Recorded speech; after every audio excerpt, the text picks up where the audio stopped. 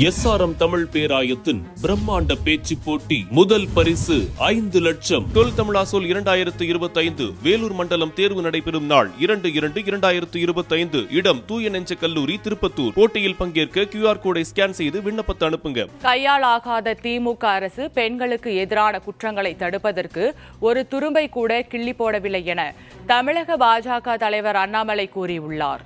சென்னையில் இன்று தமிழக பாஜக தலைவர் அண்ணாமலை செய்தியாளர்களுக்கு பேட்டியளித்தார்.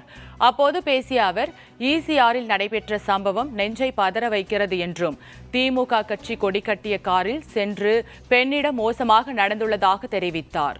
இதுபோன்ற செயலால் தமிழகத்தில் பெண்களுக்கு பாதுகாப்பு என்பது கேள்விக்குறியாகவே உள்ளது என்பதற்கு இது உதாரணம் என கூறினார். மேலும் தமிழ்நாட்டிற்கு இன்னும் முழு சுதந்திரம் கிடைக்கவில்லை என கூறிய அவர், கையாளாகாத திமுக அரசு பெண்களுக்கு எதிரான குற்றங்களை தடுப்பதற்கு ஒரு துரும்பை கூட கிள்ளி போடவில்லை என கூறினார். ECR பகுதியில் எப்பொழுதுமே உங்களுக்கு அதிகமாக இளைஞர்கள், பெண்கள் எல்லோரும் கூட சாயங்காலம் நள்ளிரவு அந்த நேரத்தில் அதிகமானவர்கள் அந்த பகுதியில் போகிறாங்க. பாண்டிச்சேரிக்கு போகிறாங்க. அந்த பகுதியில் நிறைய ரெஸ்டோ பார்ஸ் இருக்குது. அவங்களுக்கு ஒரு சோஷியல் லைஃப் வேணும்னு நினைக்கிறாங்க.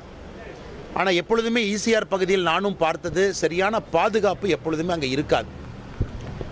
காலையில், அதிகாலையில், நள்ளிரவில் பல நேரத்தில் போகும்பொழுது நானே யோசிப்பேன், எனக்கு திமுக கட்சியினுடைய கொடி போட்ட ஒரு காரில் அந்த பெண்ணுகிட்ட மிக மோசமாக நடந்து கொள்ளக்கூடிய அந்த வீடியோ, அந்த பதிவாகி இருக்கக்கூடிய அந்த வீடியோவை நம்ம பார்க்குறோம்.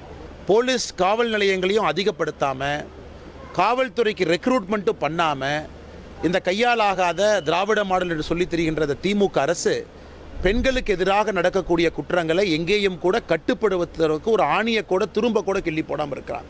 ஆனால் தமிழக மக்கள் பார்த்து கொண்டிருக்கின்றார்கள் என்பதை மாண்புமிகு முதலமைச்சர் அவர்கள் புரிந்து கொள்ள வேண்டும்.